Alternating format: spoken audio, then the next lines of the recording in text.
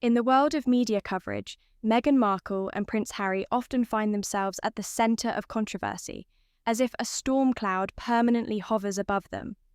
The latest saga revolves around claims by anonymous sources branding Meghan as Duchess difficult, with staff allegedly quitting because of her demanding behaviour. The tabloid narrative builds an image of an impossible boss who berates staff and makes grown men cry. But a pattern in these stories has become glaringly obvious. Time after time, the sources are nameless, anonymous individuals whose supposed inside knowledge feeds the headlines. Phrases like "a source close to the couple" or "an insider" dominate these articles, with little to no accountability for the truth of their claims. The media's reliance on such unidentified informants has only fueled skepticism, raising the question, how real are these sources, and what if they don't exist at all? Anonymous leaks are a powerful tool, often used to shape public perception with unchecked claims. They feed into the wider narrative of controversy, making stories more clickable and dramatic. The problem is, when no one is accountable for these stories, the facts can easily be distorted or invented. While anonymity can sometimes protect legitimate whistleblowers, in cases like Meghan and Harry's, it seems to act more as a shield for gossip-mongering. In sharp contrast to these baseless reports, we now see actual named staffers defending the Duke and Duchess of Sussex. In a recent article, people like Harry's former Chief of Staff, Josh Kettler, and their current PR chief, Ashley Hansen, have gone on record to praise their experience working with the couple. Hansen even shared personal accounts of the care and concern Meghan showed during her time off for surgery, dispelling the notion of an indifferent, bossy employer. This difference between anonymous claims and on-record testimonials is telling. On one hand, we have vague, unverified accusations. On the other, we have real people offering heartfelt praise and even personal anecdotes that contradict the media's preferred narrative. It raises a significant point about biased reporting. When you lean too heavily on anonymous voices, it's easy to skew reality. It seems the media's favourite sources may not even be real, or at least not as reliable as they'd like readers to think.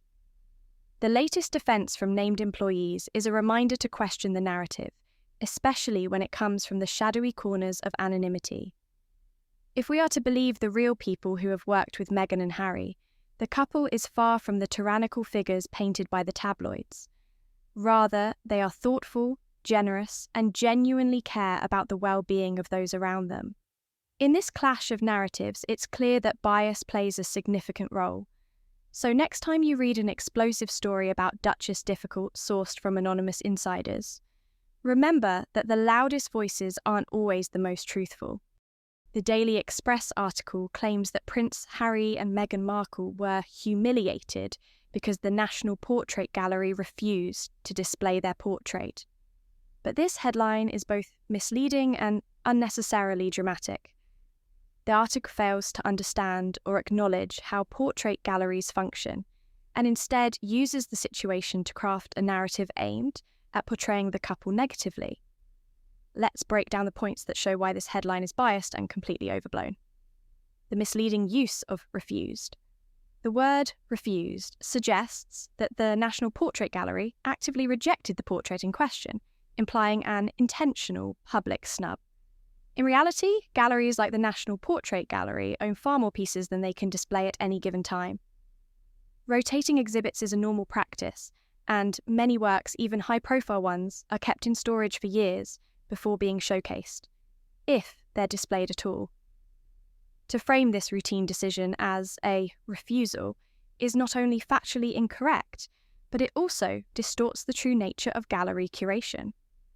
Additionally, no official sources have indicated that Harry and Meghan's portrait was uniquely refused in a manner that suggests it was up for display, but actively turned down.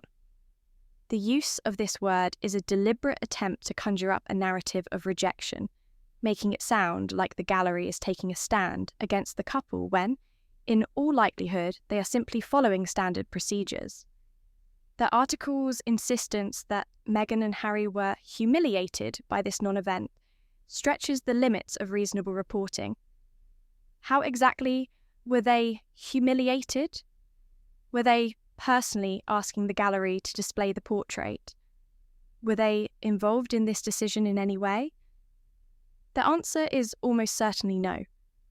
It's highly improbable that Meghan and Harry have any direct involvement in the curation choices of the National Portrait Gallery. The idea that a portrait not being immediately displayed somehow equates to their public embarrassment is absurd. Using the word humiliated is just another tactic to drive the anti-Meghan and Harry sentiment that tabloids like the Daily Express have been fanning for years. There's a difference between a routine decision made by a gallery and a couple experiencing a public disgrace. This article conflates the two in a way that defies logic. It's hard to ignore the clear bias in this type of reporting. Meghan and Harry have been targets of the British tabloid media for a long time, often subjected to criticism that borders on personal attacks. Headlines like this one are designed to fit into a pre-existing narrative, one where Meghan and Harry are constantly at odds with the UK, its institutions, and the royal family. By taking something as mundane as a gallery's decision not to display a portrait, a decision which affects thousands of other artworks, and framing it as a deliberate snub, this article reflects an agenda. The couple is continually positioned as being on the losing side of public opinion, and the use of emotionally charged words like humiliated feeds into this agenda. It's a thinly veiled attempt to paint them as outcasts and failures, a stark contrast to their actual intentions and actions, many of which focus on charity work and creating positive social change. It's important to reiterate that portrait galleries, particularly one as prestigious as the National Portrait Gallery, are under no obligation to display every work they acquire. They house thousands of portraits, and only a fraction make it to the walls at any given time.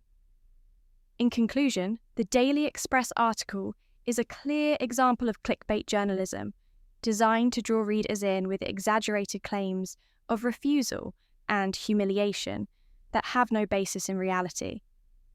Meghan and Harry's portrait not being displayed is a non-story, but the article inflates it into something scandalous to cater to a particular audience. It's biased, misleading, and designed to perpetuate an ongoing negative narrative about the Sussexes.